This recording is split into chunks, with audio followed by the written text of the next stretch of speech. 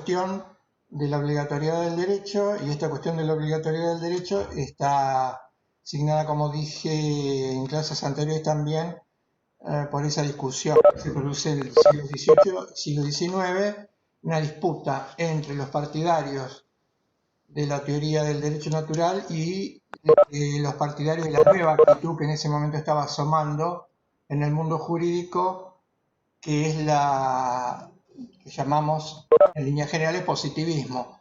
Hay que matizar esto porque el positivismo, lo que se llama corriente positivista, nuclea muchos autores y muy importantes, pero que comparten 2 o 3 tesis de base. Después hay muchas diferencias según los autores.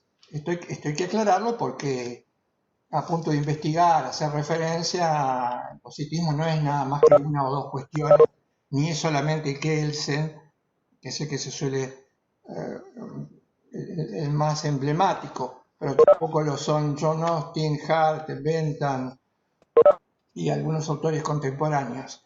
Hay una actitud, pero bajo esa actitud que tienen en común hay ciertas diferencias. No las vamos, son interesantes, algunas las vamos a puntualizar, no las vamos a analizar todas, pero para hacer justicia a esta lectura hay que dejarlo bien marcado.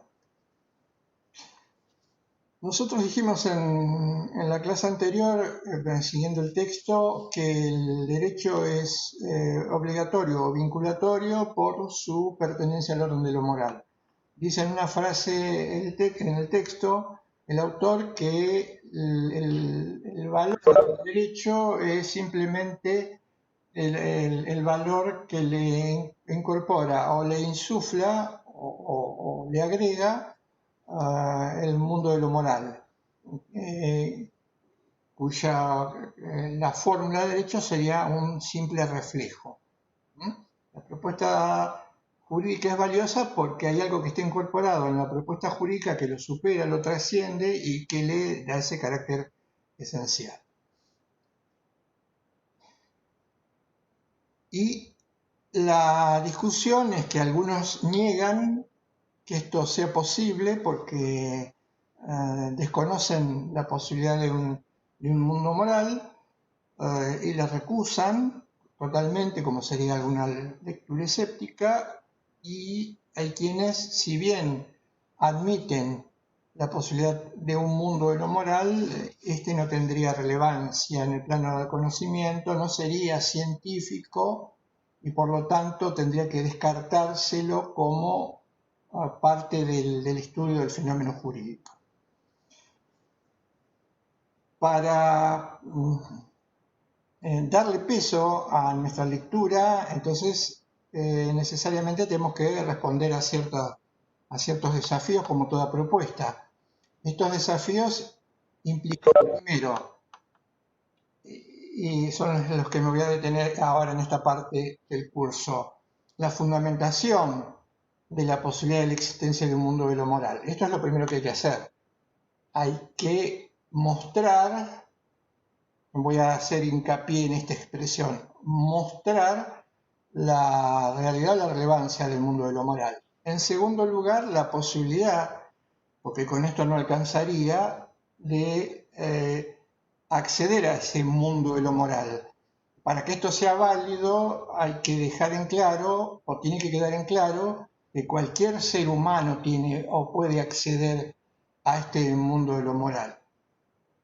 Y después, en tercer lugar, explicar o dar respuesta a algunas cuestiones e inquietudes que lo cuestionan. Entonces, estos 3 pasos son importantes, como lo sería en cualquier caso si postuláramos una lectura del derecho avalorativa, lo que implicaría que tendríamos que demostrar a la inversa la inexistencia de estos campos.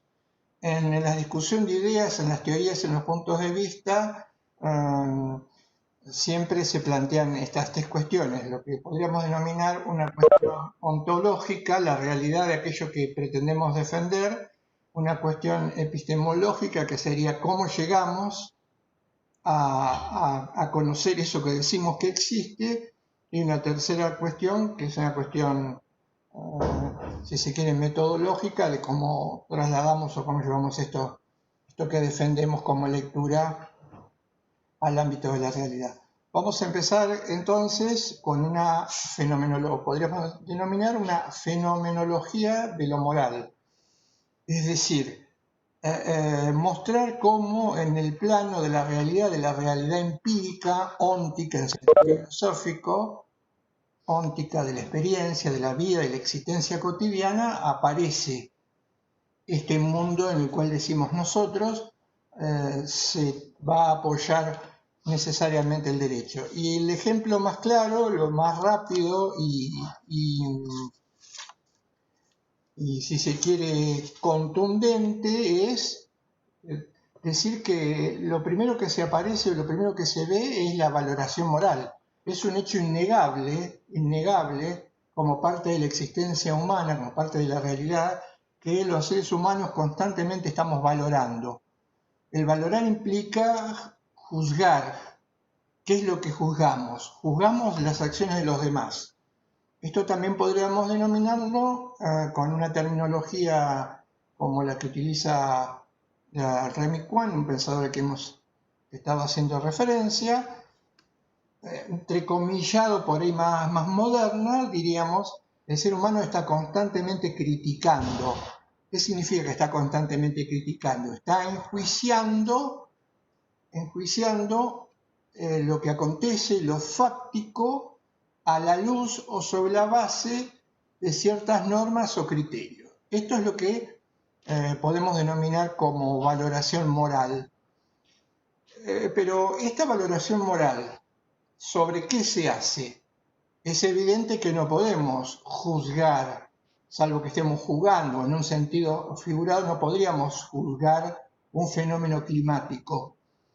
Lo que juzgamos tiene que ver claramente con acciones, como dije, y acciones humanas. Cuando juzgamos comportamientos, y estos comportamientos en principio no podrían estar referidos a fenómenos climáticos, por dos motivos. Primero, que el juzgar una acción humana implica que lo que yo estoy juzgando o criticando es el producto de un acto libre. Y que además no solo es producto de un acto libre, una actividad libre, sino que quien la realiza tiene la intención de llevarla adelante o llevarla a cabo. Por ejemplo, no podríamos juzgar algo que generase un daño a un tercero que fuese producto de una acción involuntaria, algún mecanismo involuntario, como por ejemplo existen en la estructura humana. Juzgamos acciones humanas en el marco de lo que podemos decir son acciones libres. Esto implica la posibilidad de optar por ese comportamiento u otro, juzgándose este es el que se realiza y con la intención de hacerlo, lo que convierte a quien es juzgado, estamos juzgando en lo que nosotros denominamos moralmente responsables. Sobre esa base es que emitimos juicios o predicados de valor. Este comportamiento es bueno, este comportamiento es malo. Este dato es parte de la condición humana. Pero la cuestión del enjuiciamiento o la crítica no es tan sencilla. Habría que agregar un elemento más. Este elemento implicaría que cada vez que juzgamos, no juzgamos en función de que lo que yo estoy diciendo creo que yo solo lo creo o me sirve a mí solo. Cuando juzgamos, cuando criticamos, lo que estamos diciendo lo decimos desde la suposición que todos nos van a entender y que lo que estamos diciendo es válido para todos. No solamente que estoy diciendo que ese comportamiento es malo, sino que los demás tienen que entender o verlo o admitirlo como malo. El juicio, cuando enjuiciamos, lo hacemos con una pretensión, podríamos decirlo si fuese posible, con una pretensión de universalidad. Si no lo digo y lo digo, queda en mí. No. Cuando lo decimos, cualquiera fuera el ámbito en que lo estamos haciendo, lo estamos diciendo, y al que nos está escuchando, escúchame, esto que te estoy diciendo es válido, es cierto. O todos los que me están escuchando, esto que estoy contando, lo tienen que entender como válido, cierto. Esto es lo que hacemos constantemente, permanentemente cuando juzgamos. Esa pretensión en principio de que nuestro punto de vista es objetivo. Está más allá de lo que lo podamos admitir nosotros o no, porque esto es parte del presupuesto del lenguaje como vehículo de comunicación. Suponemos que en ese lenguaje, ese uso compartido del lenguaje, todos nos entendemos y que resulta claro lo que estamos afirmando. Y además de considerarlo, de exponerlo y considerar que el otro tiene que aceptarlo o que entenderlo, también cuando ejercemos este acto de valoración o este acto de crítica, lo estamos haciendo sobre la base que no es que estamos esperando algo que el otro podría hacer o no hacer porque a mí me convendría, no me convendría, me gustaría, no me gustaría. ¿No? Estamos juzgando sobre la base de que el otro está obligado a realizar ese comportamiento. Y al no realizarlo, por estar obligado, entonces vale, merece o aparece el reproche. Para que una crítica sea adecuada, yo no podría decirle a alguien que tiene un comportamiento injusto si esta persona, por ejemplo, lee alguna revista que no es de mi agrado. Entonces, el comportamiento de fulano es negativo, es malo, es disvalioso. ¿Por qué? Porque está leyendo una revista que a mí no me gusta. No está obligado a leer una revista que a mí me guste. Acá estamos en un terreno completamente diferente y distinto. Ahora, si yo digo el comportamiento de fulano es negativo porque fulano de alguna manera, Mengano, Juan, Pedro, María, Luisa, no está cumpliendo con la palabra empeñada, entonces yo estoy criticando esto porque estoy esperando un comportamiento del otro, el cual el otro está obligado. Por ejemplo, en el caso de la promesa. Entonces sí, la valoración es correcta o adecuada. Esto lo hacemos constantemente. ¿Y cómo lo hacemos? ¿De qué manera? ¿Qué cuestiones hay en juego en esta actitud crítica, en esta crítica? Bueno, en principio tendríamos que decir que la crítica, la valoración tiene diferentes niveles. Uno puede efectuar una crítica, lo que se llama una crítica o valoración antepredicativa, es decir, antes de las palabras o sin palabras.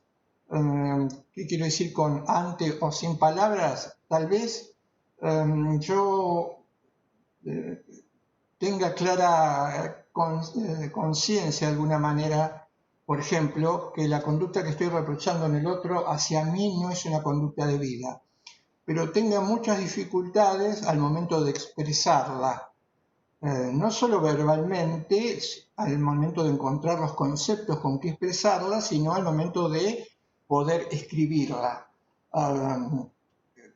Algo me genera una sensación de malestar, pero no soy todavía capaz de llevar en conceptos y a la palabra escrita claramente el porqué, los motivos y qué es lo que yo considero torna a ese comportamiento injusto. A lo sumo, si alguien me pregunta algo, balbucearé alguna explicación, pero la explicación va a ser confusa y muchas veces queda como o en general queda como que yo lo estoy enjuiciando porque no me gusta.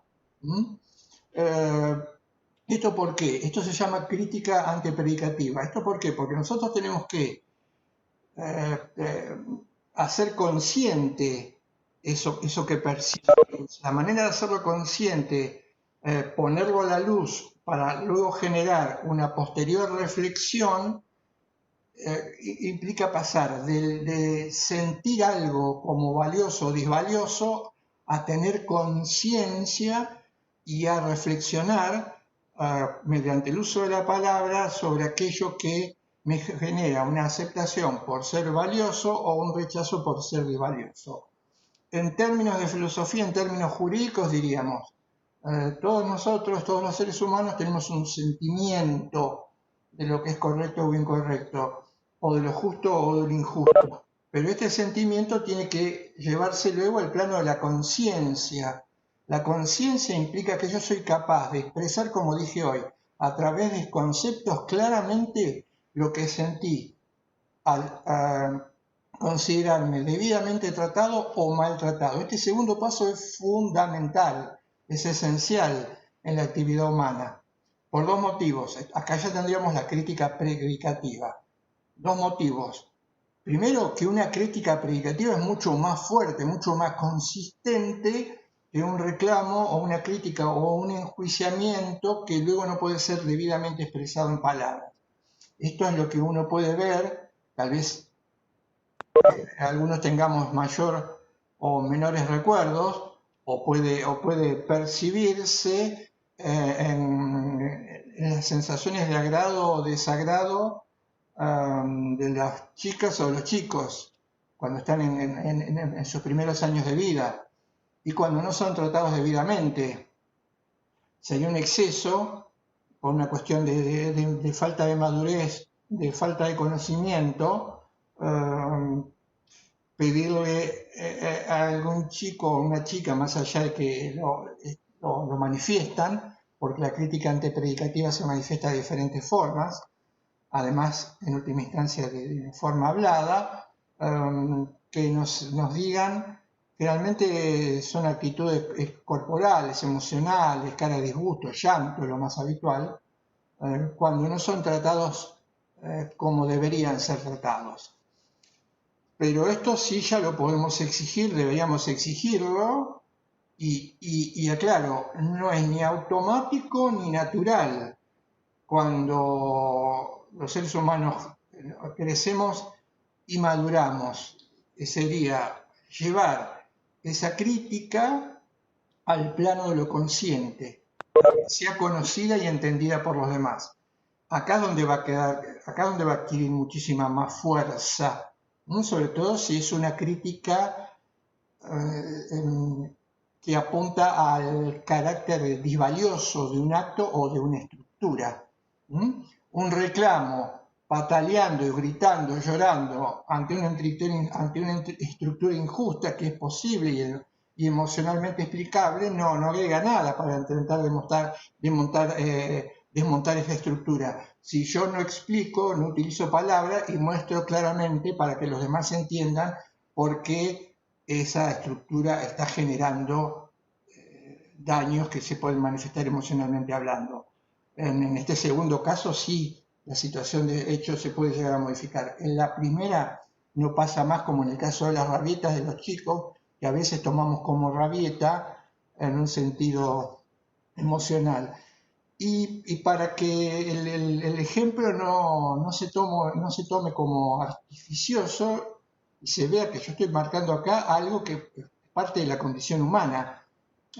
Podríamos trabajar con chicos, chicas de poca edad, 2 o 3 años, ejemplos que no nos podrían decir que el ejemplo está siendo instrumentalizado, acá no hay conocimiento, acá hay recién un uso muy incipiente del lenguaje, no hay preparación, no hay estudio, no hay formación.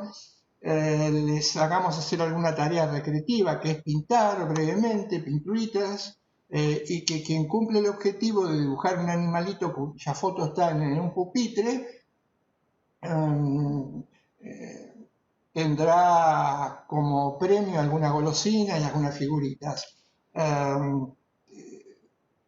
Todos trabajan, copian o hacen el dibujo más o menos con mayor o menor calidad de lo planteado en el tiempo previsto, con lo cual cumple la consigna. Entonces los chicos, 2, 3, 4, lo que van a esperar es sus figuritas, el caramelo. Si nosotros premiáramos solamente a uno de ellos y a los demás no, sin decirle absolutamente nada, no hay ninguna duda que lo que podríamos percibir, si estamos preparados, sensibles a esa experiencia, es inmediatamente cierta actitud de asombro, que rápidamente va a trocar en grito, llanto o lo que fuese. Porque claro, aun cuando no lo pudieran llegar a describir con palabras, todos ellos, incluido ante el asombro del premiado, también de alguna manera, han percibido lo mismo. Han sido tratados como no deberían haber sido tratados. Esto claramente indica que forma parte de la condición humana. Lo practiquemos en chicos de diferentes nacionalidades, dentro de un año, 20 años atrás o en el siglo V. Sigamos entonces con la cuestión de la fenomenología de lo moral. Se percibe, sentimos que ese comportamiento es correcto o incorrecto y en consecuencia lo juzgamos. ¿Qué es lo que juzgamos? Que quede bien en claro esto. Cuando yo critico lo que acontece, lo fáctico, los hechos, los comportamientos, las conductas, son complejas,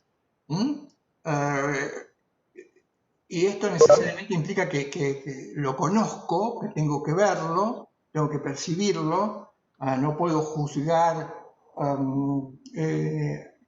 o predicar algo si yo mismo no lo percibo, puedo entenderlo, alguien me lo puede contar, pero yo, más que repetir la crítica, compartir o no el enjuiciamiento que hace alguien de un comportamiento, tengo que percibirlo yo mismo, verlo yo mismo para experimentar la misma sensación.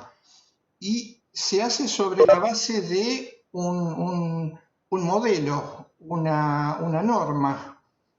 ¿Por qué enjuicio tal comportamiento y me parece inadecuado? Porque mi modelo o norma, aclaro, este modelo o norma lo tenemos todos los seres humanos, lo portamos todos los seres humanos cuando juzgamos, muchas veces sin ser conscientes de esto, y además también muchas veces tenemos ciertas pautas para enjuiciar o criticar que tendríamos que revisar, porque si la pauta o el modelo que tenemos no es el que deberíamos tener, sino que es un modelo, una pauta distorsionada, seguramente el enjuiciamiento no sea el más adecuado. Y como dije hoy, tengo que conocer lo que enjuicio. En consecuencia, el conocer lo que enjuicio implica que mi enjuiciamiento va a ser válido en la medida que el conocimiento que yo tengo de aquello que estoy enjuiciando no lo vamos a poner en términos ideales, es perfecto, pero es bastante completo.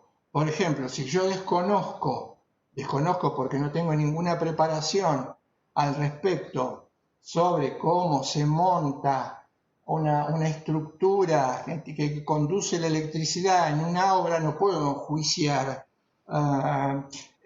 si realmente se ha montado o no adecuadamente esa estructura que transmite la energía eléctrica en una obra, porque no tengo conocimiento, no he aprendido, puedo decir, no, me parece que está bien o mal porque está torcida más abajo, pero en definitiva el criterio sobre el cual yo juzgue no va a poder, si es explorado, analizado o tiene que ser defendido o argumentado, me va a llevar a un resultado que va a indicar que esa crítica o esa valoración no es la adecuada. Esto es lo que hacemos usualmente los seres humanos. El juzgar o criticar con un casi desconocimiento absoluto de la cuestión y no poner en tela de juicio cuál es la norma, el modelo, el paradigma sobre la que estoy juzgando, con lo cual me pierdo de dos cosas. Primero, saber si la valoración o el juicio es adecuado, es verdadero, es correcto, no porque lo diga yo es correcto. Segundo, sopesar o cotejarlo con otra argumentación para ver cuál de las dos es la más acertada. Y en este caso poder plantear o postular mi crítica como una crítica válida o correcta. Como dije, esto es lo más difícil, es infrecuente, y por eso en algún momento ya los filósofos griegos, los clásicos, hablaban de esa, podríamos denominarlo conflicto o colisión, para ganar un lugar en la realidad, en la mente de las personas, entre la mera opinión y el conocimiento, o entre la doxa y la ciencia. Esta idea era que también tenían como criterio para llegar a las cosas los sofistas, la contraposición entre la mera opinión hábilmente marcada o explicitada y la búsqueda de la verdad desde el punto de vista filosófico. Es una cuestión que todavía subsiste. Tenemos entonces el sentimiento de lo justo o de lo injusto y la conciencia de lo justo o de lo injusto. Fíjense que en el texto hay una simple aproximación, hay 2 o 3 frases que lo marcan, pero se dice: el conocimiento de lo moral es un conocimiento directo, inmediato, intuitivo, es decir, yo siento en lo inmediato y lo intuitivo, intuitivamente de manera directa, algo que impacta en mi sentimiento y veo como bueno o malo. No hay ninguna duda que un asesinato tendría que verse, salvo si hubiese algún obstáculo muy marcado. Es posible en el plano de la comprensión del valor un asesinato como algo desvalioso. Y eso se siente, se percibe y se conoce de esta forma. Ulteriormente hay sobre esto que yo conozco, percibo, siento, inmediato, directo, intuitivamente, diríamos, el lenguaje moral, hay una reflexión sobre la cuestión, lo que me permite llevarlo a las palabras. Marco esto porque en punto al derecho, el resultado final del sentimiento de lo justo y de lo injusto se va a traducir en una fórmula en el derecho, contado así rápidamente a grosso modo. Y esto implicaría pasar del plano del sentimiento al plano de la conciencia. El plano de la conciencia es expresarlo por escrito. El resultado de esa expresión por escrito es la fórmula, es la regla. Entonces, la fórmula, esto es lo más difícil, de hacer, por eso lo he recalcado. Lo más complicado, lo más difícil es trasladar, usando las palabras, los conceptos adecuados, aquello que hemos vivenciado o percibido claramente como justo o injusto. Esto es lo más delicado. Esta tarea es la de las más difíciles, pero importante y necesaria. Vamos a ver por qué cuando vemos la seguridad como finalidad del derecho. Entonces, siguiendo con el tema de la fenomenología de lo moral, tendríamos que preguntarnos cómo se nos aparece estas exigencias en comportamientos humanos. No. Nosotros, si se quiere, los valores, por decirlo de alguna manera, no los vemos idealmente. Al valor, la única manera que tenemos de verlo es encarnado en el comportamiento de una persona. Más allá de que pensemos, supongamos que el tema de los valores tiene que ver con una cuestión de ideas o de ideales, bajo ningún punto de vista alguien podría sostener que esto implica percibir una esencia que está en el aire, ¿no? Cada vez que juzgamos, cada vez que valoramos, juzgamos porque vemos que lo justo o lo injusto se está reflejando en algún comportamiento concreto. Es la única manera que tenemos los seres humanos de predicar un juicio de estas características. Y cómo se nos aparece como una exigencia.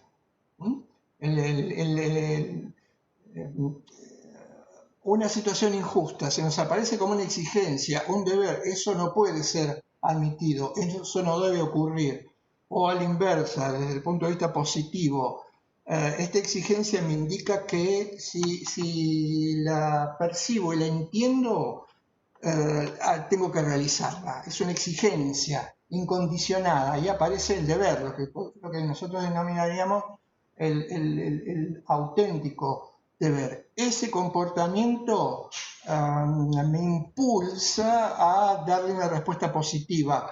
No es simplemente un conocimiento indiferente, algo que observo desde fuera, algo que me puede parecer con tal nota, con tal otra. No. La percepción en cuanto se produce de la exigencia, del valor o la valoración misma, me lleva a decir, hay que hacer esto, esta situación es injusta, la exigencia es que tenga que hacer esto otro, sin condiciones, categórico. Esto no está bien, hay que hacerlo de esta manera. O esto está bien, es lo que tengo que realizar. O esto está mal, esto no tengo que hacerlo. Es exigente, es imperativo. Así es como se manifiesta en la realidad humana el mundo de lo moral, el mundo de las exigencias.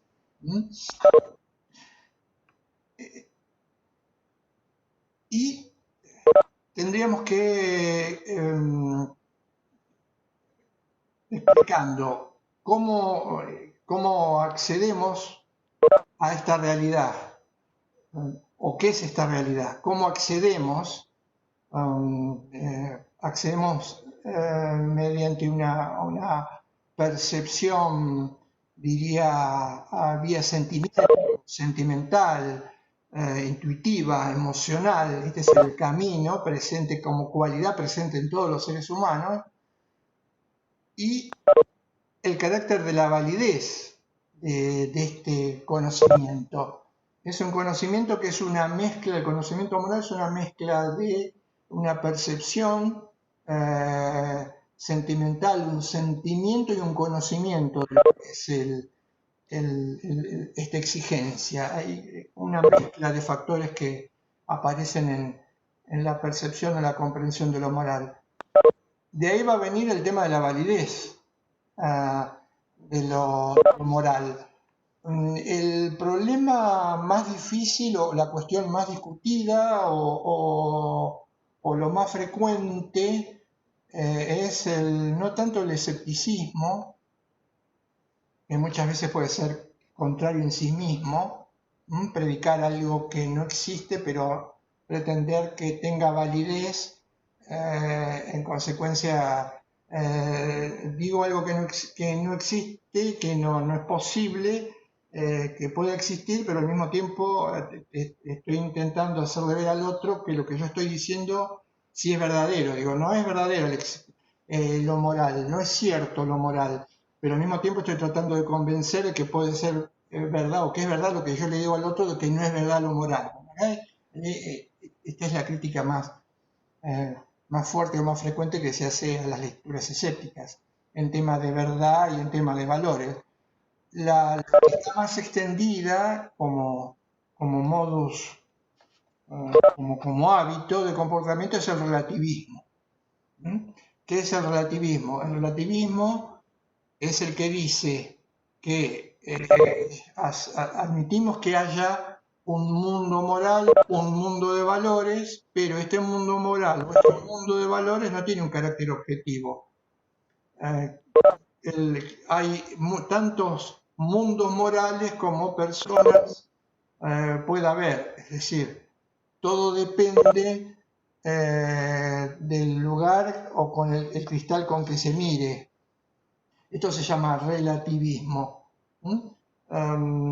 Hay desacuerdo en cuestiones morales. Este desacuerdo en cuestiones morales es que cada uno puede ver ciertos hechos, comportamientos, culturas, hábitos de vida como valioso y al mismo tiempo no verlos como disvalioso. Y que esto dependerá también del momento, de la cultura, de las situaciones.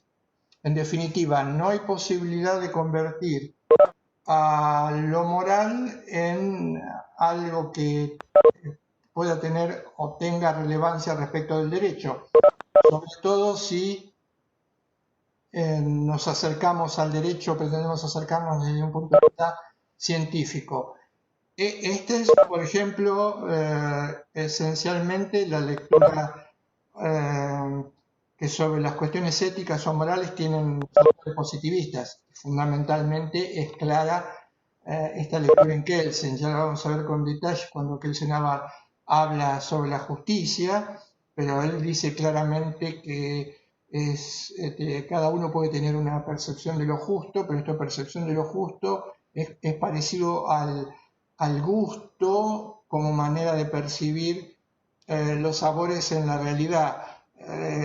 Puede haber diferentes gustos en cuanto haya a diferentes personas y que esto no puede determinarse racionalmente hablando sobre cuál sea el más adecuado, el menos inadecuado, etc. ¿Qué podemos decir de esto que en lo que se juega la validez de lo moral? Por de pronto marcar dos o tres cuestiones. Cuando hablamos de conocimiento, cuando hablamos de vivencia de lo moral, de ninguna manera estamos diciendo que esta vivencia o este conocimiento de lo moral sea desde el primer minuto o desde el minuto cero perfecto. El conocimiento moral en el ser humano, en cada ser humano, es producto, resultado de un trabajo, una ardua tarea que puede llegar a perfeccionarlo. Es decir, ¿qué es lo que puede perfeccionar en los seres humanos la comprensión adecuada de lo moral? La educación moral. Claramente, trabajar sobre la vía del sentimiento, sobre la vía de la educación moral, para que éste sea cada vez más fino, más intenso. Y esto no se produce de manera natural o espontánea.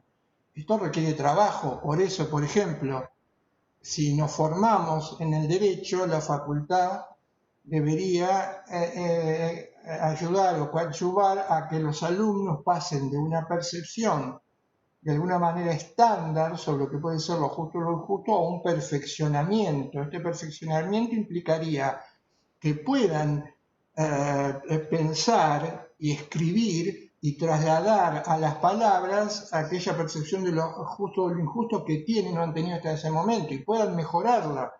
Y el mejoramiento implica el conocimiento, el estudio, el intento de llevar la práctica, el cumplimiento de los valores en la actividad humana se llama virtud, los griegos lo llaman virtud.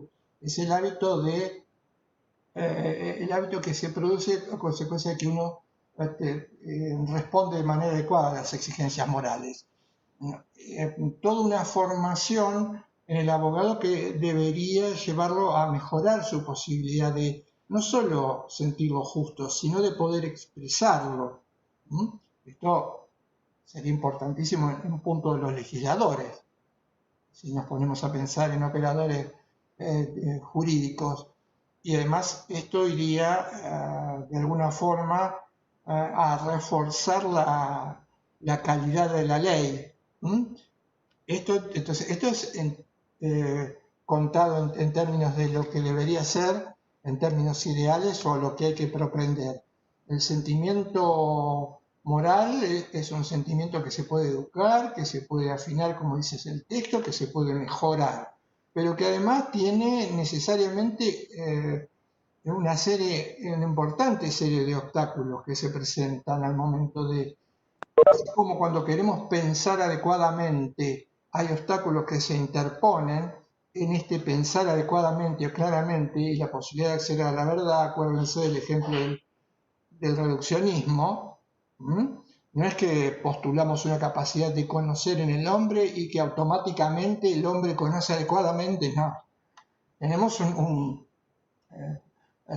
por eso somos seres humanos.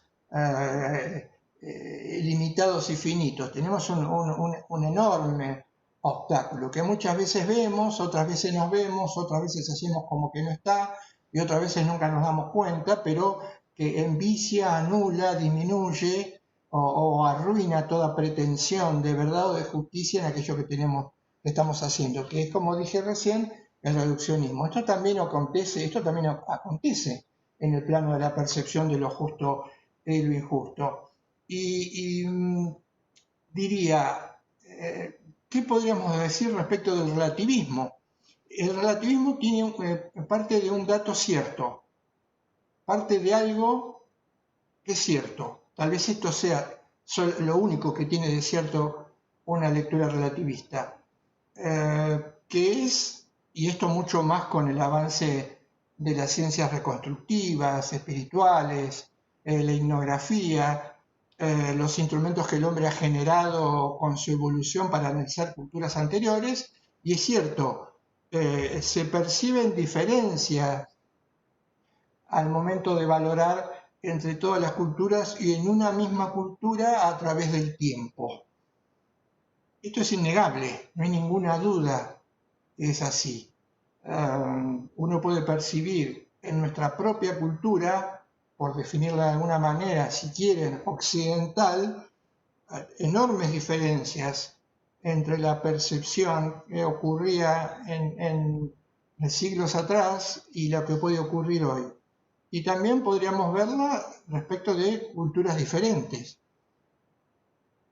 Pero esto es un dato que no podría ser de otra manera, porque, como dije hoy, los seres humanos tenemos la capacidad de percibir lo justo de lo injusto, pero esto también tendrá que ver con nuestro grado de evolución, si hacemos un cuento a lo largo de la historia, y además de nuestra situación, y además de aquellos factores que pueden impedir o no dificultar o no la misma percepción sobre el mismo comportamiento. Y además otro dato que han marcado los que se encargan de estudiar culturas y culturas antiquísimas. Muchísimas veces cuando se dice que ante determinado o en determinado comportamiento tal cultura tenía una lectura diferente a la que nosotros tenemos, lo que implicaría que los etnólogos dicen cuidado porque muchas veces las situaciones que se comparan o que intentan compararse no son las mismas. Y una mínima diferencia de matices, de sentido, entre que situaciones que se supone que son iguales, pero que no lo son, conlleva ya a una diferente valoración. Lo concreto, lo claro es que lo cierto es que las percepciones sociales a nivel de lo moral marcan cambios, pero el relativismo está en la percepción, no en el valor, no en la exigencia. Lo relativo no es el valor, no es que los valores cambien, tengan diferentes colores en diferentes lugares. El valor, la exigencia sigue siendo el mismo. La cuestión o el problema es la percepción que en ese momento se tenga de ese valor. Por esto explica que un mismo valor haya sufrido cambios de contenido, pero no porque el valor sea relativo. Lo que ha cambiado es la percepción de los sujetos. Y esto fuertemente en una cuestión o en una situación evolutiva, pero también la conciencia moral puede estar embotada, puede estar engañada, puede estar obnubilada por la situación, por el reduccionismo, por la costumbre o por el hábito. Por eso hay una moral social, que son formas de entender determinados fenómenos que pueden ser diferentes entre sí, pero también hay una moral crítica. Esta moral crítica es lo que nos indica si esa lectura sobre determinado hecho es adecuado o no. Volvamos a un ejemplo que creo puedo haber dado en clases anteriores respecto a que se dice que en tal cultura, tal comportamiento es ancestral y esto entonces indica que hay diferencias entre los hombres de esa cultura y la nuestra. El realizar o admitir ciertos hábitos como válidos durante mucho tiempo, bajo ningún punto de vista amerita que ese comportamiento sea el adecuado o no. Tal vez haya factores que hayan incidido en la percepción de ese fenómeno con esas características y por eso esa comunidad lo ve como valioso. Inmediatamente de que pueda tomar conciencia de que ese hábito no es valioso, sino que ha sido así por una cuestión de hábito, de poder, entonces la valoración va a cambiar. Esto es lo que ocurrió claramente con el tema de la justicia, con el tema de la esclavitud, con otros factores. Nos cuesta desvelar las exigencias de lo justo. Pero además tenemos la idea de lo válido. Cuando emitimos un juicio, suponemos que ese juicio tiene que ser válido para todos. ¿Sí? ¿Qué es lo que me hace decir a mí que el juicio que yo emito ahora es válido para mí y con qué alcance? ¿Alguien que vive a 50 kilómetros de donde yo vivo también tendría que pensar de la misma manera en función de que es relativo el lugar al momento en el que yo estoy pensando? Tal vez esté pensando de una manera diferente, inigual. Con lo cual, podemos estar equivocados los dos, o aún pensando lo mismo, también estar equivocados. Pero la idea es que cuando defendemos un punto de vista, pretendemos que este punto de vista sea admitido por todos como válido. Y en ese sentido o en esa función argumentamos. No digo, bueno, mi postura sobre el derecho es una postura que puede convencer a los estudiantes de Derecho de La Plata, pero no convencería a los estudiantes de Derecho de la Universidad de San Simón en Bolivia, Cochabamba. No, la perspectiva que yo pretendo plantear, la pretendo plantear y la planteo como válido para aquí y para allá. Después habrá que argumentar, como este ejemplo, porque en algún momento planteé concepciones de derecho en otro lugar diferente, si queremos plantear ejemplos de culturas ubicadas en el tiempo, aunque en diferentes lugares. Pero los argumentos van a ser los que permitan demostrar que mi percepción de lo moral no es la adecuada, o por X motivos, por ejemplo, por una actitud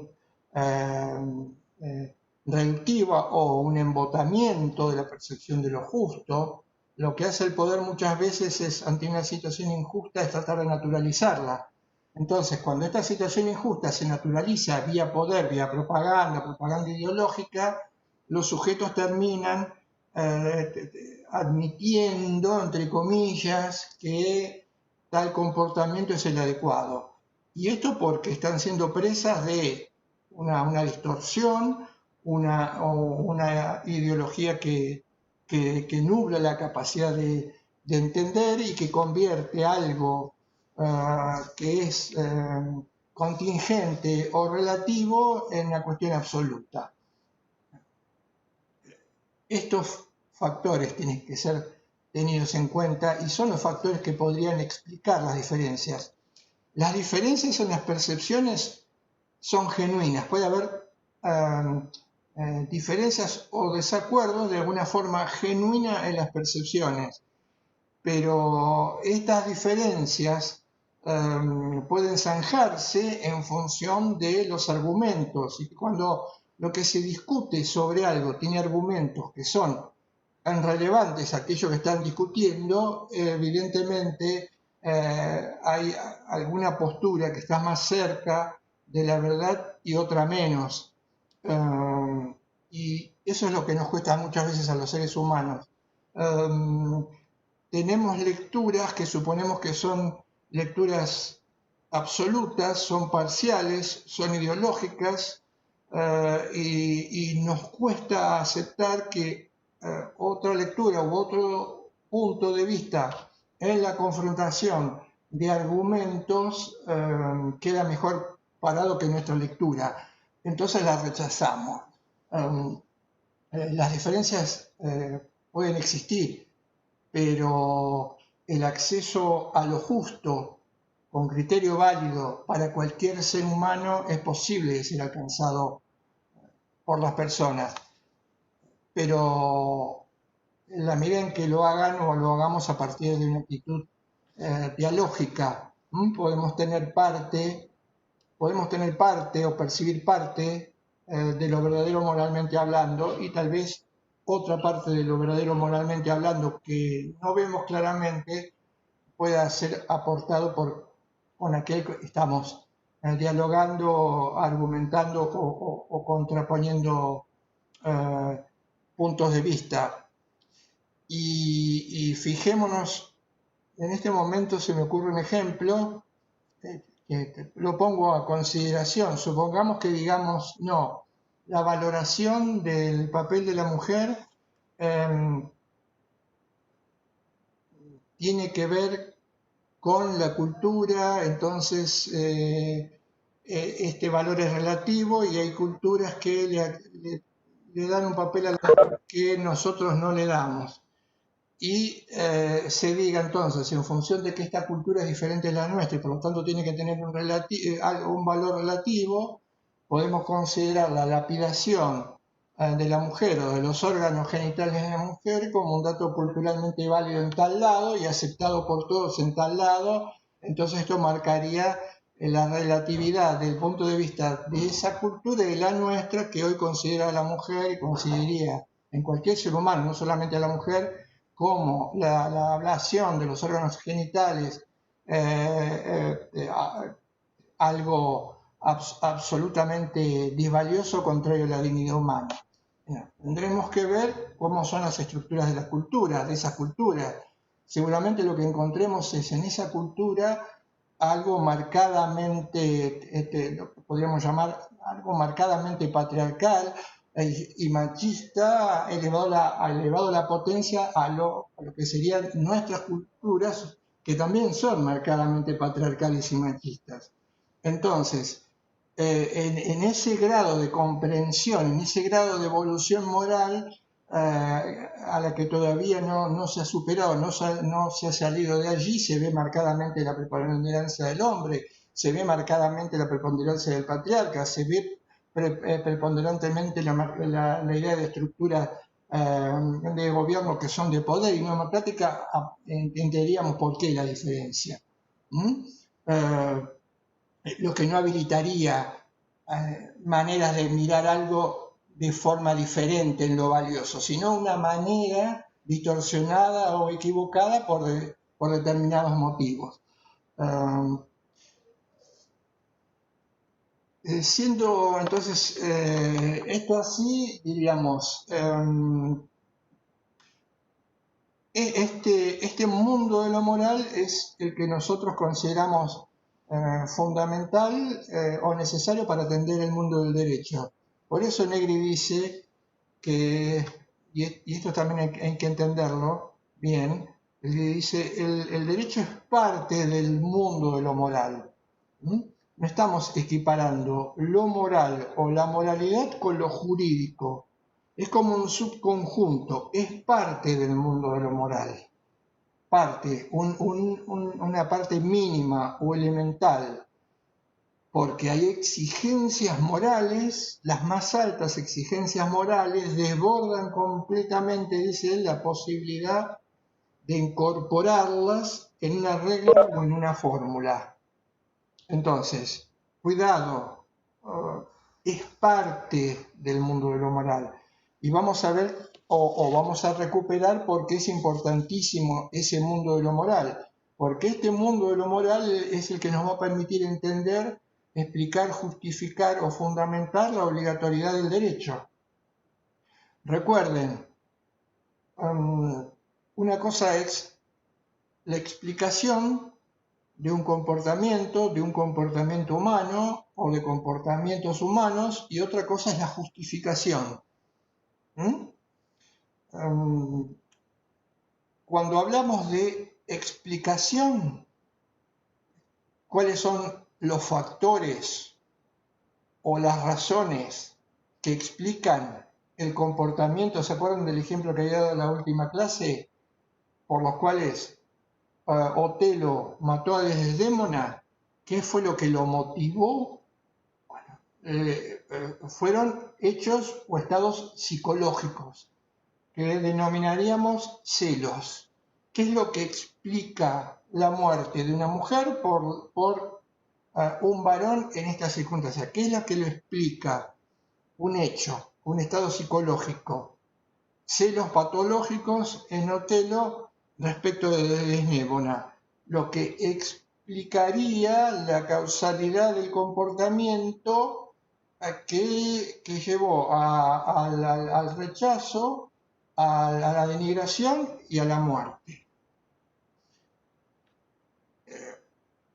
Estos son los motivos que explicarían, pero a nosotros nos va a parecer, sobre todo a los que estamos en el mundo del derecho, un problema o algo importante, más importante que la explicación, que es la justificación.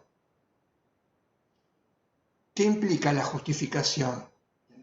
La justificación implicaría, en este ejemplo, como en cualquier otro ejemplo que tenga que ver con el comportamiento humano, intersubjetivo o colectivo, si esa acción que se explica por ese hecho psicológico, por ese dato, celos, que termina con la muerte de la mujer, era lo debido, era lo que Otelo debía realizar, si estaba justificado, si era correcto, si tenía alguna razón o factor relevante que justifique el matarla. Como todos sabemos, no, y además de tratándose de un acto narrativo, la respuesta es no, pero esto puede verse claramente, es interesante verlo y tenerlo en cuenta, sobre todo en aquellas teorías que analizan las cuestiones penales. Hay una diferencia importante entre explicación y justificación, y además ¿cuál es el riesgo acá? El riesgo es la confusión. El riesgo es la confusión, porque los seres humanos normalmente tratamos de justificar algo explicándolo, cuando en realidad si explicamos no justificamos, o si explicamos además tenemos que agregar algo, un elemento más que lo justifique. Y la justificación está ligada a un punto de vista moral o normativo, o si se quiere, a una teoría ética o moral. Para justificar, entonces, tengo que acreditar que hay una razón última que me llevó a realizar ese comportamiento, y entonces ese comportamiento estaría justificado porque es debido. Por supuesto que sería el famoso modelo, la famosa norma de la que hablaba hoy. No todos los modelos o no todas las normas son iguales. Entonces hay alguien que dirá, en base a este punto de vista ético, dicha conducta estaba justificada, otro dirá más o menos, y otro dirá, en base a este punto de vista, no estaba justificada. Es una cuestión de comprobación, demostración, como todo, de argumentos, pero hay que mostrarlos, hay que aportarlos. Este es el problema que se va a producir en el derecho. Este es el problema que se produce en el derecho, en el tema de la obligatoriedad.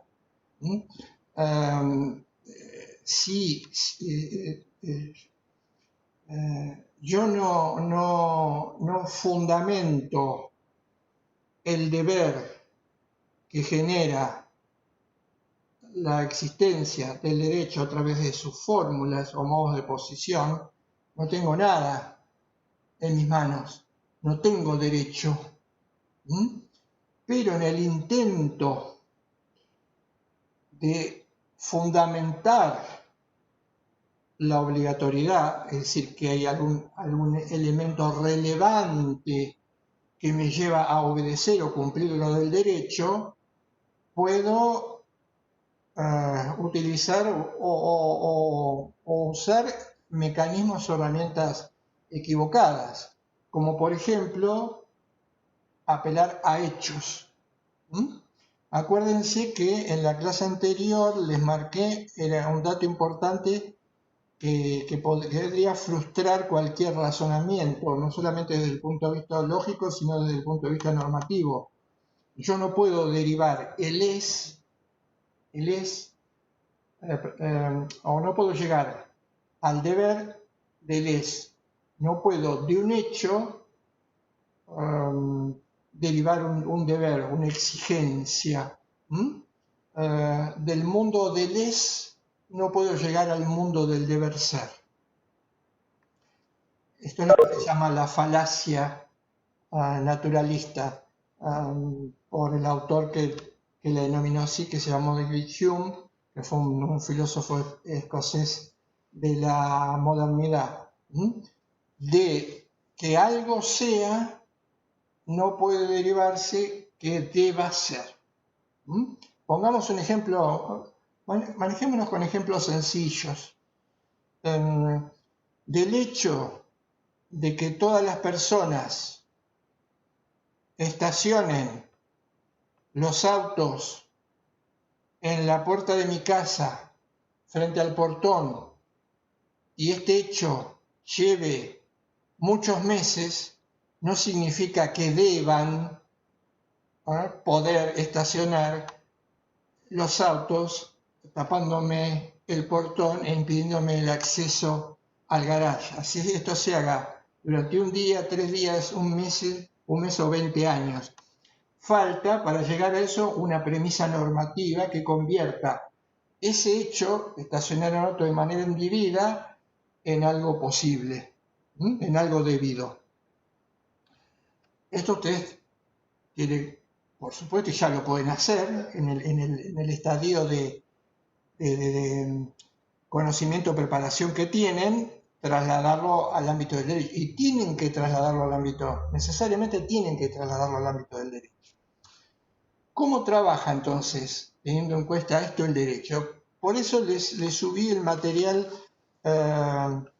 este material de Henkel, que está en la nota de que el derecho como creación humana, al que cita Héctor en el capítulo, porque es muy interesante lo que dice esta nota. No es una nota muy larga, pero marca casi completamente lo que es el fenómeno jurídico. Dice Henkel que el derecho establece exigencias de comportamiento. Más o menos, si alguno lo tiene, yo voy a parafrasearla y no la sé exactamente de memoria, pero más o menos, si ustedes me van siguiendo, él dice que el derecho establece exigencias de comportamiento. ¿Qué supone que el derecho establezca exigencias? Exigencia implica algo no opcional, de comportamiento, una acción humana intersubjetiva. Acuérdense, el derecho implica regular comportamientos socialmente relevantes. ¿Qué quiere decir esto? Que presupone un campo de libertad, dice Henkel, sustraído a la forzosidad de las leyes naturales, a lo procesal de las leyes naturales. Suponemos que el hombre tiene un ámbito de libertad en la que no actúa como si se tratara de un organismo que se rige por leyes naturales, por un proceso. Hay un campo, suponemos que en nuestra condición humana hay un campo en el que nos manejamos libremente. Optamos, aparece el libre albedrío, decidimos, no estamos atados por la necesidad. Siempre de esta manera, si hay una causa A, aparece un efecto B y luego este efecto B se convierte nuevamente en una causa A, lo que da lugar a un nuevo efecto.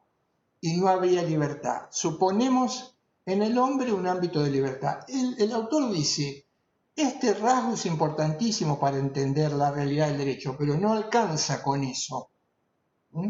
No alcanza con eso. Dice, esto a su vez presupone que como destinatarios de exigencias, dice Henkel, somos accesibles por esta, las podemos conocer, las podemos entender, se pueden incorporar a nuestro razonamiento y a nuestra deliberación, y además que somos susceptibles de ser dirigidos o guiados. Fíjense, dos cosas importantes, dice. Estas exigencias las hacemos o las ponemos porque el hombre es capaz de entenderlas, es accesible por estas.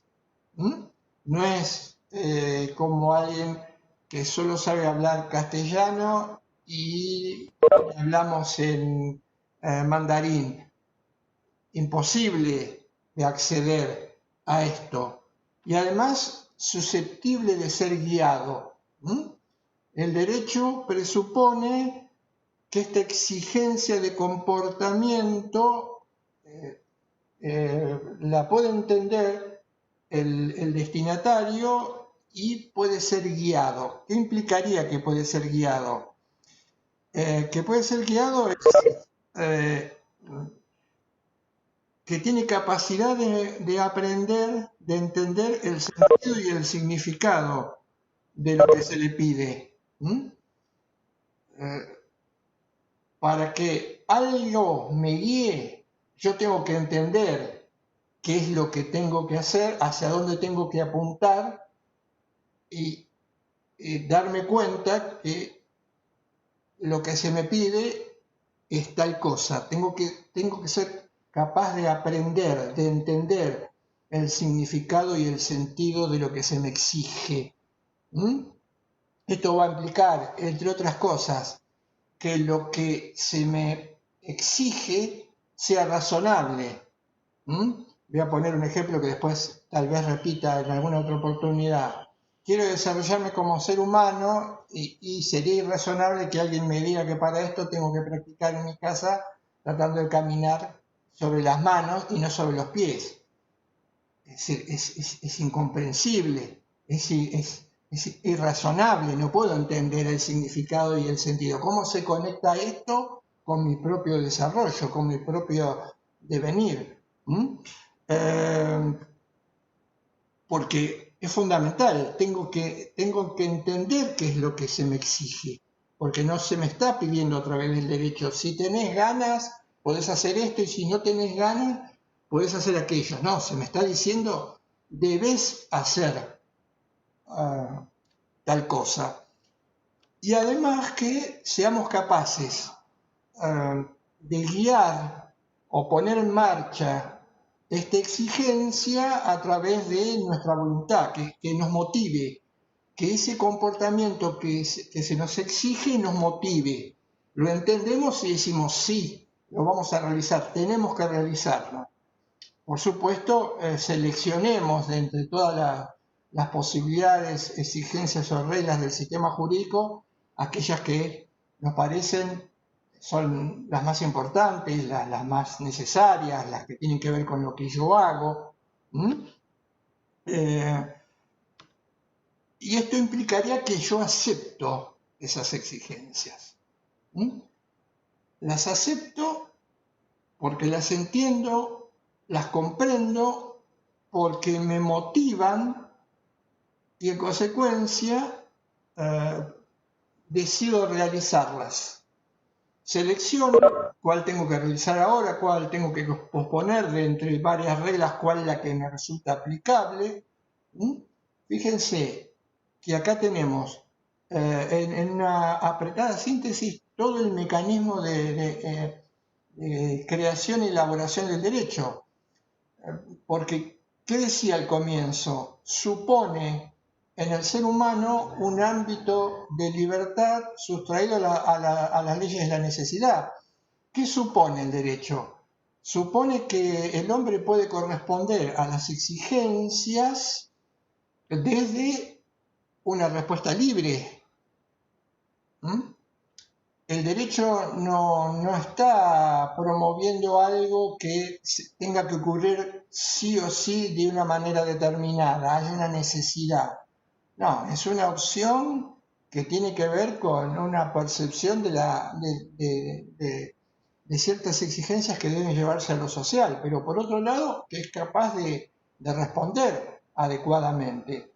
Si yo le digo a alguien, usted tiene que hacer tal cosa, si no la hace, tendrá 50 años de prisión y azotes, estoy partiendo, suponiendo, o por lo menos está por detrás de este razonamiento, que yo no tengo libertad para decidir, que no soy responsable ni puedo hacerme responsable moralmente de aquello que se me pide. ¿Sí? Esto es lo que se llama imposición. El derecho exige, genera una obligación. Cuando esto no ocurre, como en el ejemplo, cuando yo tengo nada más que dos opciones, o entregar mi vida o arrojarme al vacío, serían de manera figurada estas dos posibilidades así planteadas, ¿dónde está la libertad? ¿Dónde está la posibilidad de opción? Esto está muy ligado necesariamente a la posibilidad diría relacionado, vinculado con lo que hablamos en algún momento respecto del poder, con el adiestramiento. Exigencias de este tipo que no tengan que ver con la aceptación dada por el sujeto respecto de aquello que se le plantea tiene que hacer, y en consecuencia que se deje guiar, apuntan a que la libertad no existe o no tiene ninguna importancia, o la responsabilidad moral tiene que desecharse. Agreguemos algunos factores a esta cuestión que vamos a tener que conjugar necesariamente y que son importantes. Nosotros dijimos, el derecho es un proyecto de armonía social fundado y realizado en el respeto a la dignidad humana. Ahora, también tenemos que decir, bajo pena de equivocarnos en la contextualización, que el derecho es al mismo tiempo que un fenómeno con estas características, es un fenómeno institucional. El derecho es una institución social y además de ser una institución social, tiene una dimensión normativa. Esto tiene que ser remarcado en el análisis. El derecho es al mismo tiempo un fenómeno o una institución social y tiene una dimensión normativa. Esto es importante porque de acá se van a derivar una infinidad de cuestiones y de problemas. Es cierto que el derecho es institucional o es un fenómeno social. ¿Por qué? Porque requiere de una autoridad. Socialmente hablando, tenemos que hacer referencia, si pensamos en el derecho, en una autoridad práctica, en una autoridad que sea legítima. Concretamente, en las democracias, cuando hablamos de autoridades prácticas, hablamos de las autoridades legislativas, porque ¿quiénes son las autoridades habilitadas para la formulación y posterior aplicación del derecho? Aquí aparecería otra de la autoridad legislativa. Ahora, en el derecho, la autoridad, el fenómeno de la autoridad, implica que esta autoridad tiene que ser legítima. Aclaro esto porque para definir lo que sea la autoridad y contraponerlo al poder y la coacción, que son posibles errores cuando uno quiere explicar la autoridad, generalmente y equivocadamente se asocia la idea de autoridad a la idea de el que tiene el poder, el que ejercita el poder o el que tiene el que detenta la coacción. son cosas independientes conceptualmente, el poder y la coacción de la autoridad. La autoridad tiene que ser legítima. Ahora, el concepto de autoridad no tiene ningún componente empírico. Lo que define algo como autoridad y como autoridad legítima no es un componente de un dato empírico. ¿Qué quiero decir con esto? Si alguien domina a otros por la fuerza, no es una autoridad, porque el elemento que tiene para dominar a otros es un dato empírico, que es la mayor fuerza. La autoridad legítima no es un dato empírico, en consecuencia no sirve para definir lo que se entiende como autoridad. ¿Cómo se justifica la autoridad? Tiene que aparecer el componente normativo. En el caso de la autoridad práctica, ese componente normativo, si esa autoridad es legítima, es que tiene que haber una disposición o una norma que convalide la existencia de esa autoridad práctica. Nosotros la tenemos, por ejemplo, en nuestro derecho positivo, la tenemos en la Constitución.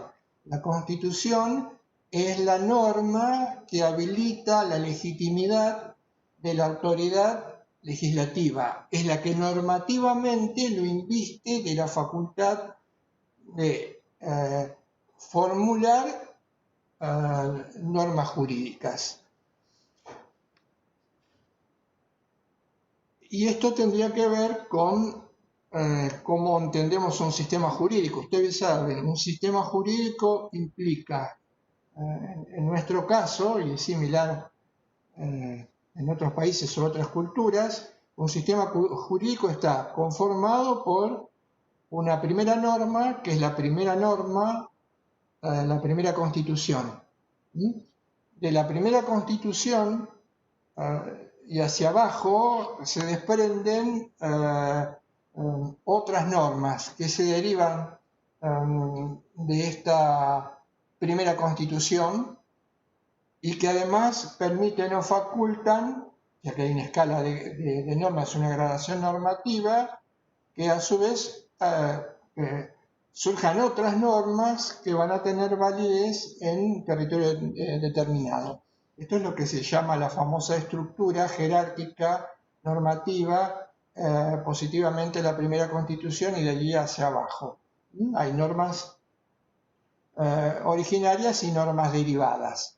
Bien, esto es lo que explicaría la validez del derecho. Cuando hablamos de validez del derecho o de la validez de las normas, nos referimos a las normas jurídicas, lo que estamos diciendo es que una norma es válida desde el punto de vista jurídico en la medida en que pertenece a un sistema.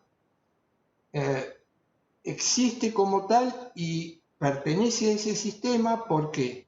Porque ha sido dictada por algún órgano que tiene competencia para elaborarla y o en función o con el alcance que este órgano establezca. Entonces podemos decir, es una norma jurídica porque su existencia tiene que ver con su pertenencia a un sistema. Es válida. Ahora, esto que es cierto, esto que es real, esto que es concreto, está hablando del derecho positivo, de su faz institucional o social, pero nos falta la otra parte más importante, tan relevante como la anterior, pero que explicaría la obligatoriedad de las normas que elabora el Poder Legislativo. Esta otra parte importantísima que no puede faltar en el discurso, que la lectura positivista niega, es el componente o la dimensión normativa. ¿Qué es lo que hace que una norma jurídica, que es una suma o conjunto de hechos complejos, si se quiere, pero de hechos, un proyecto de ley, una discusión, un legislador que resuelve, proclama, que la formula, todos estos son hechos complejos. Pero de un hecho complejo o de una suma, de una serie de hechos complejos que terminan con una norma jurídica válida, no surge o no se deriva o no puede derivarse que esta norma jurídica sea obligatoria. La dimensión normativa no puede, como sabemos, desprenderse de factores o pasos o de hechos por más complejos que esto sea. Y ahí es donde aparecen o pueden aparecer las respuestas, o deberían aparecer las respuestas. Desde el punto de vista de la actitud o de la mentalidad positivista, hay dos respuestas básicas. Una es decir que la exigencia, que la obligatoriedad no es una cuestión moral, pero no es una cuestión que le interese al derecho. Es una cuestión, si se quiere, que puede tener alguna relevancia moral, pero no tiene nada que ver con el derecho positivo y con lo jurídico. Y otra lectura que es la que dice que el carácter de deber genuino, de obligatoriedad de esa norma se lo da precisamente el de haber sido dictada conforme a las pautas que acabo de marcar. Es decir, sí es válida, pero la validez es una cuestión de hecho y que tiene que ver con la estructura del ordenamiento, pero que no le puede conferir carácter fuerte o exigente a la pauta o a la regla. ¿Qué es lo que puede darle este carácter fuerte, exigente a la pauta o a la regla? Un deber que sea independiente del hecho de que la norma haya sido dictada por una autoridad. Entonces va a aparecer o aparece lo que podríamos decir el razonamiento moral o el razonamiento que alguien que recibe una norma pone en marcha cuando ésta es considerada como válida. ¿Cómo razona un destinatario de una exigencia? Nosotros, ante una norma jurídica válida, ¿cómo razonamos? ¿Cómo la incorporamos en nuestra deliberación? Porque se supone que esa norma está diseñada para guiarnos, pero si está diseñada para guiarnos, de alguna forma tenemos que incorporarla en nuestro razonamiento.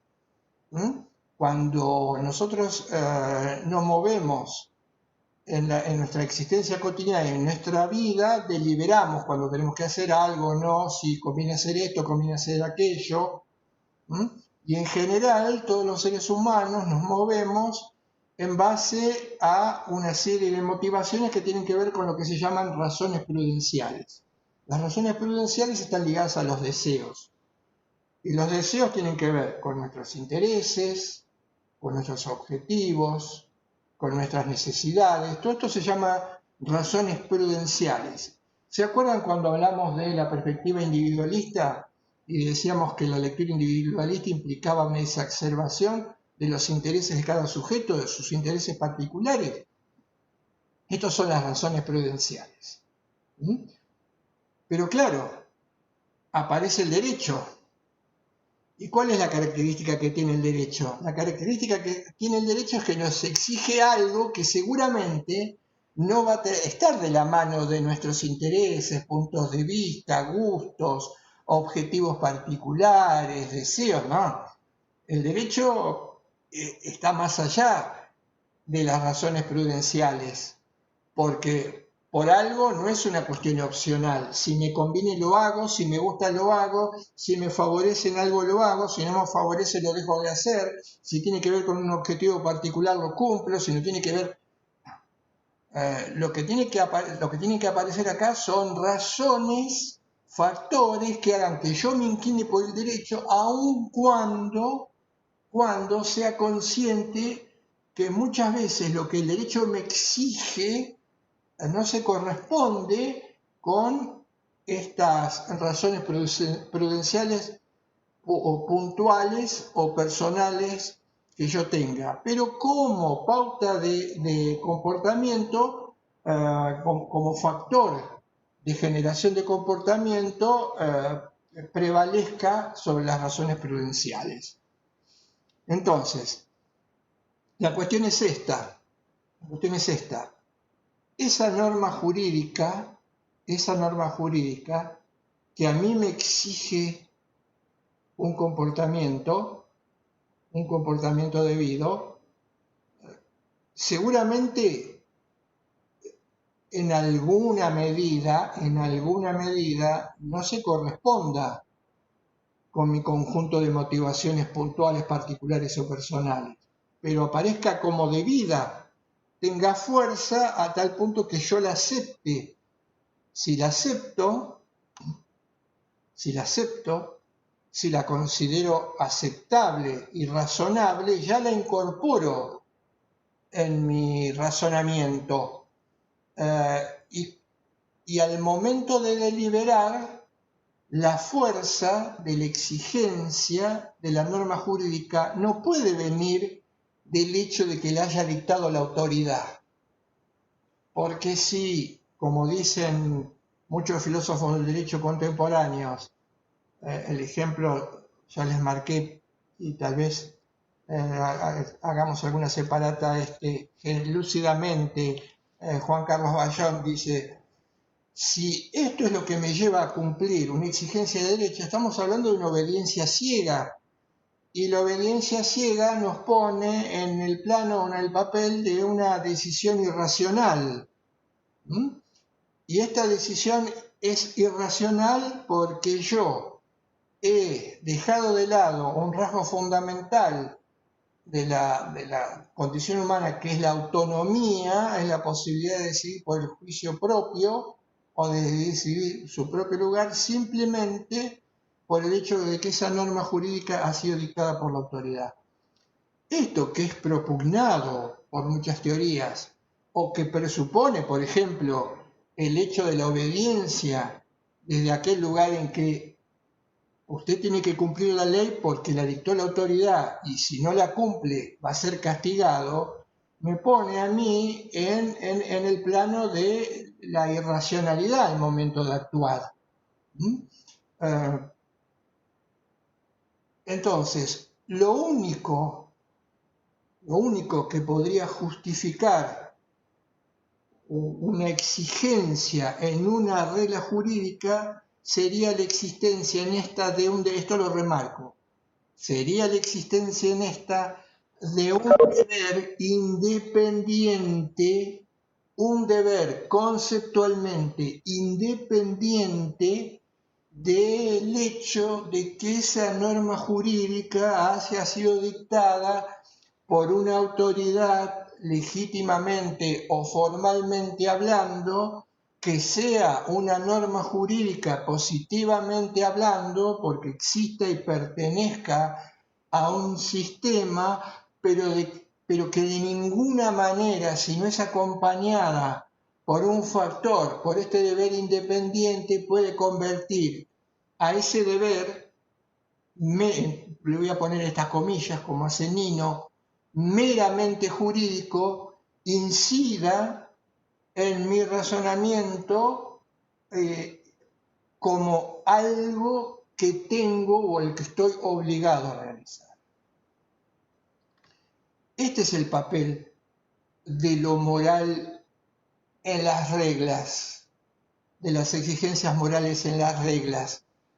El deber jurídico se convierte en obligatorio exclusivamente porque la regla implica una exigencia moral que yo debo realizar. Uno podría preguntarse, esa exigencia moral que el derecho me propone, ¿no es algo que yo ya también estaría moralmente obligado a realizar en mi existencia cotidiana? Sí, por supuesto. Y entonces, ¿cuál es la diferencia? ¿No sería irrelevante que el derecho la plantee de esta manera? No, de ninguna forma sería irrelevante. ¿Y por qué no sería irrelevante? Porque el derecho, estableciendo esta exigencia, formulando esta exigencia, pasándola a lo escrito, le va a dar seguridad a los destinatarios de la regla. Porque es cierto, las exigencias morales que nosotros tenemos que llevar adelante, a veces pueden no ser percibidas claramente por nosotros. A veces podemos tener dudas respecto de cuál sería una respuesta adecuada moralmente hablando. A veces podríamos equivocarnos en cuáles serían esas respuestas adecuadas moralmente hablando. Además, servirían para, si las ponemos en la palabra escrita, en la regla, para que sean conocidas por otros. Acá aparece la función educadora que tendría la ley, la norma o la regla jurídica. Podría comprenderla, necesariamente aceptarla y a su vez con esto enriquecer mi comprensión o mi carácter moral. Podría tener dudas respecto de cuál es el comportamiento moralmente debido. Y el derecho me dice, este es el comportamiento debido. Y en consecuencia, aceptar.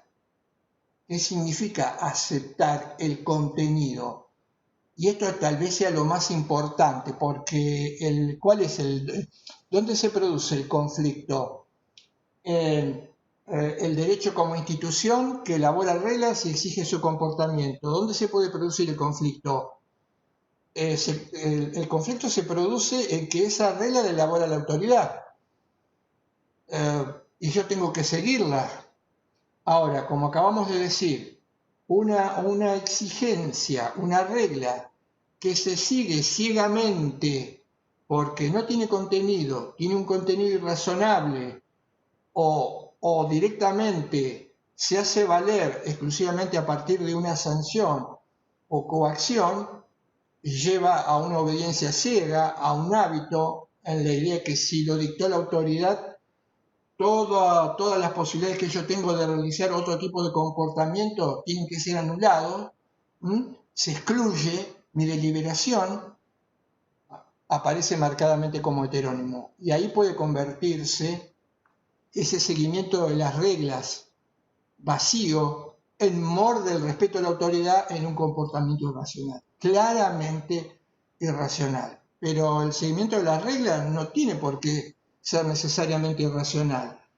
Si las reglas cumplen con estos requisitos y la elaboración del derecho incorpora como dato para la fuerza de sus disposiciones el que sean moralmente exigidos, entonces yo voy a asumir esa exigencia que me da el derecho no como una exigencia que me pone un tercero.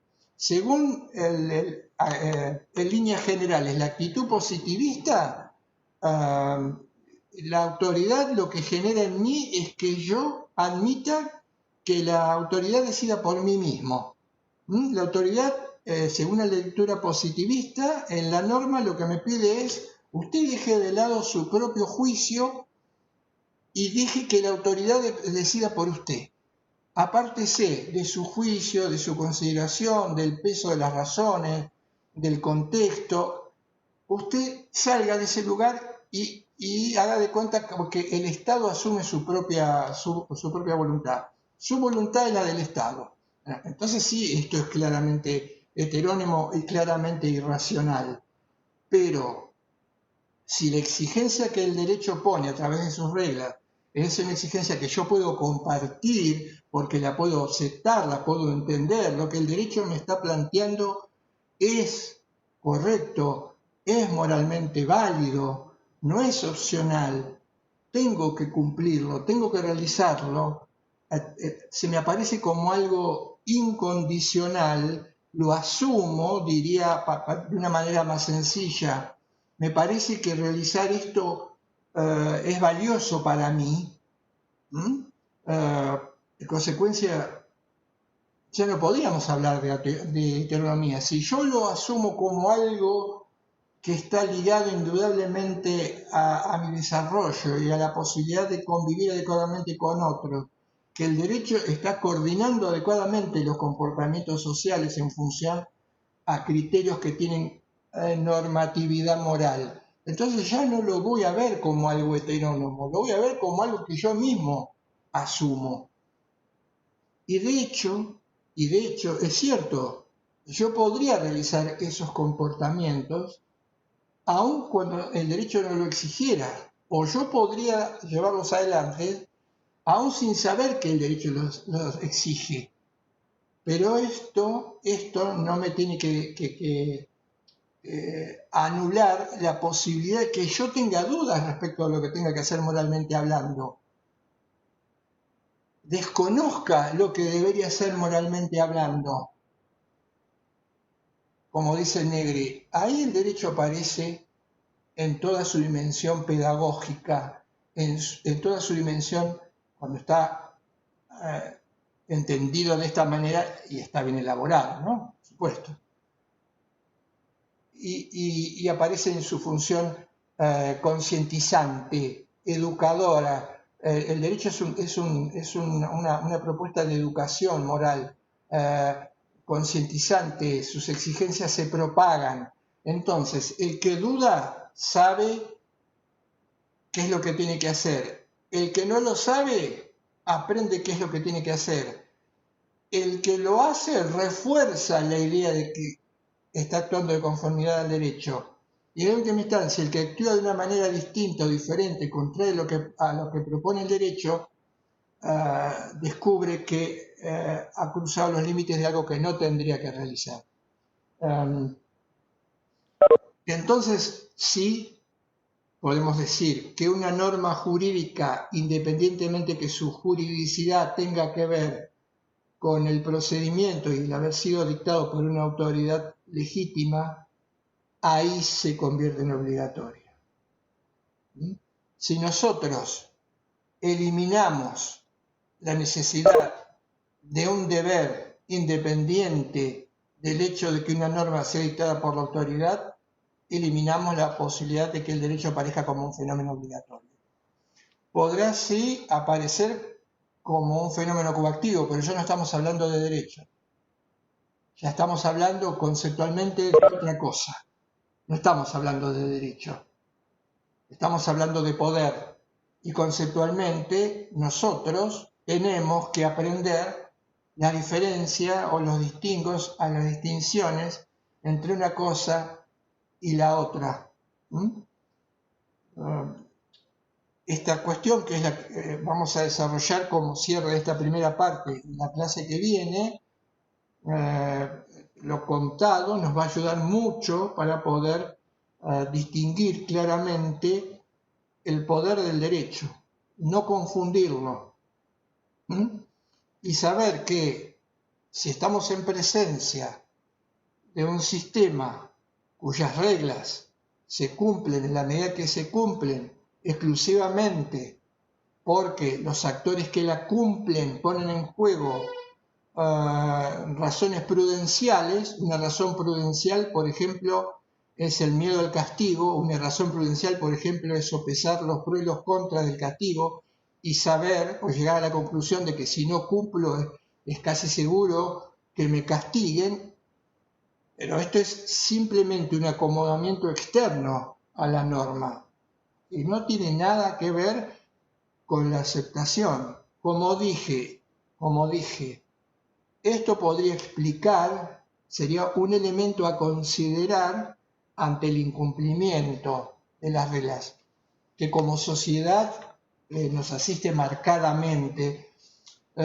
Y cuando yo digo el incumplimiento de las reglas, voy más lejos que la transgresión o lo que llamaríamos conductas delictivas. Hay muchísimos comportamientos que implican el incumplimiento de reglas que no son simplemente la comisión de delitos, que están por debajo, que se multiplican hasta el infinito y que socavan el entramado de una sociedad. ¿Por qué digo que lo socavan? Porque la desconfianza se convierte en un dato básico en las relaciones intersubjetivas. Si todos incumplen, ¿por qué no voy a incumplir yo? Si todos incumplen, ¿qué sentido tiene que yo cumpla en algo del cual después se va a aprovechar otro? y yo no tengo beneficios, o los beneficios que podría tener por cumplir se desvanecen cuando hay muchos que se apoyan en mi cumplimiento y no cumplen. Todo eso va delimitando el tejido social, aparece como una especie de actitud negativa contagiosa. Entonces yo tampoco voy a incumplir. Perdón, yo tampoco voy a cumplir, yo también voy a incumplir a ver si me puedo aprovechar o beneficiar del incumplimiento. O el hecho de ser aceptada. Si hay algo que puede llegar a ser moralmente irritante, es el hecho de que muchos de estos comportamientos que ejemplificábamos en la clase anterior no sean vistos como negativos por la sociedad, o no en la medida en que como pueden ser vistos como negativos por la sociedad si se tratara de delito. Bueno, incumplió, pero ya está, son 5 minutos, no pasa nada. Bueno, no se va a dar cuenta, pero este dato también contribuye a la anomia social. La anomia es la falta de cumplimiento de las reglas. Como lo marcaba genialmente Nino, uno de los ámbitos o mundos en donde este incumplimiento de las reglas aparece con una terrible claridad es en por ejemplo, en las reglas de tránsito. Volviendo entonces y cerrando la idea fuerte que quiero remarcar es esto implica que el derecho tiene que verse como un promotor de la libertad. El derecho en este sentido y de esta manera propone o promueve la libertad. Permite que de una manera coordinada las posibilidades, las potencialidades, la libertad que es el resultado de la generación, de la potenciación de posibilidades con los otros, pueda tener lugar en un ámbito social, en donde el libre albedrío, la capacidad de movimiento no regulada o no reglada, generaría enorme cantidad de conflictos entre los participantes, pero no es un limitador de la libertad. Como dice él en otro trabajo, el derecho promueve la libertad. Por supuesto que promueve una serie de comportamientos y restringe otros que son negativamente descalificados en relación a los primeros. Pero el restringir la posibilidad de movimiento permite la libertad de muchos. A diferencia de si no se restringe o se coordina la libertad de muchos, se termina convirtiendo en una libertad de nadie o de uno o dos que son los que se imponen. Por eso la lectura ilustrada del derecho lo ve como algo negativo. Arranca o parte del razonamiento invertido, punto de vista equivocado. Lo que hace o lo que es necesario es restringir las libertades. No tiene nada que ver con la restricción de las libertades. Tiene que ver con la posibilidad, la promoción de libertades de muchos,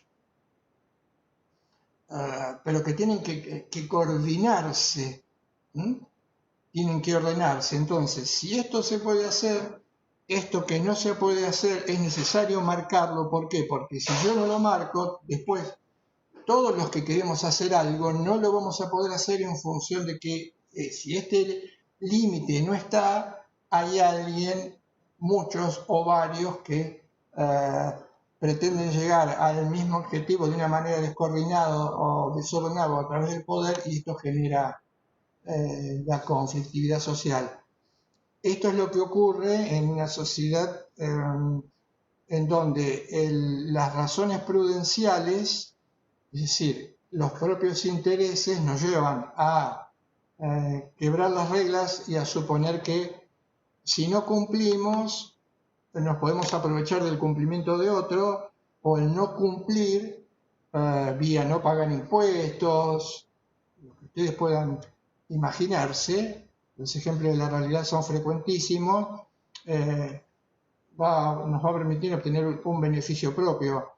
lo que generalmente produce una sociedad en donde el incumplimiento de las reglas se hace más evidente es en última instancia, una interacción que se frustra. ¿Mm? Porque, como decía hoy, si la coordinación no existe y esta coordinación es objetiva y nos beneficia a todos, lo que prima es la búsqueda del propio interés. Y la búsqueda del propio interés, el conflicto es lo que aparece inmediatamente. Por eso una sociedad, algunas sociedades como las nuestras, ganadas por esta idea de la búsqueda de los propios objetivos, terminan siendo autofrustrantes. Esto sería entonces lo que quería marcar y completar respecto de la obligatoriedad del derecho. Y como ustedes vieron, lo fuimos analizando en función de, es muy importante, además del texto, claramente esa nota de Henkel en donde uno puede ver los diferentes factores que tienen que ver con el derecho. Por eso y en esa medida el derecho es obligatorio. Por eso y en esa medida una regla jurídica puede ser obligatoria. ¿Mm? Bien, nos quedaría, que eso va a ser cuestión del desarrollo de la próxima clase, trabajar sobre la confusión entre poder y derecho y ver cómo el paradigma de la conjunción de estos dos fenómenos que han caminado por realidades supuestas durante muchísimos siglos hasta la modernidad, en donde aparece el Estado de Derecho y la conjunción de poder y reconocimiento, genera o nos lleva a la confusión. Y esto lo vamos a hacer en la clase que viene. Vamos a pasar, si no hay ninguna cuestión. El miércoles yo estuve pensando, como veníamos, también no lo adelanto, estuve pensando claramente como veníamos contando el devenir de las clases y como el lunes va a ser el cuestionario, vamos a habilitar el jueves, vamos a habilitar, entonces ahí sí va a tener más sentido, un pequeño chat para trabajar sobre aquellas cuestiones que van a ser motivo del cuestionario del lunes. Vamos a habilitar ese jueves un chat para trabajar sobre dudas o cuestiones que tengan previo al cuestionario. Voy a hacer entonces ahora el sondeo. Bárbaro.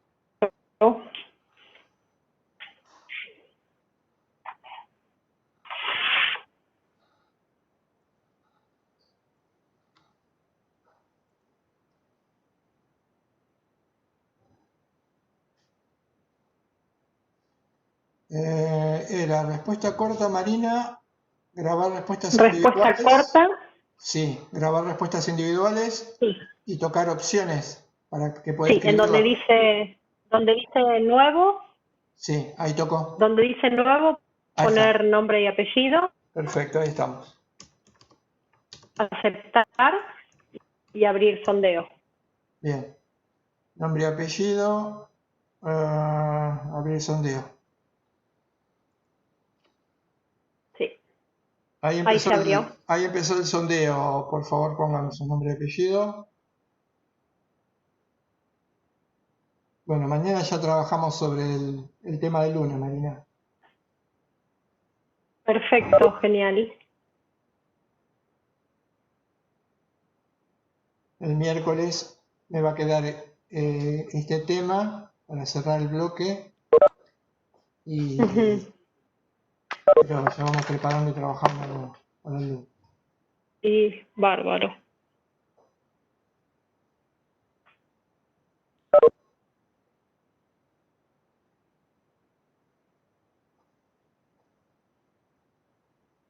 Fíjate, Marinas, a las que no No les aparece el sondeo. Bueno, eso lo controlas vos. Sí, ahora voy anotando acá, así que sí.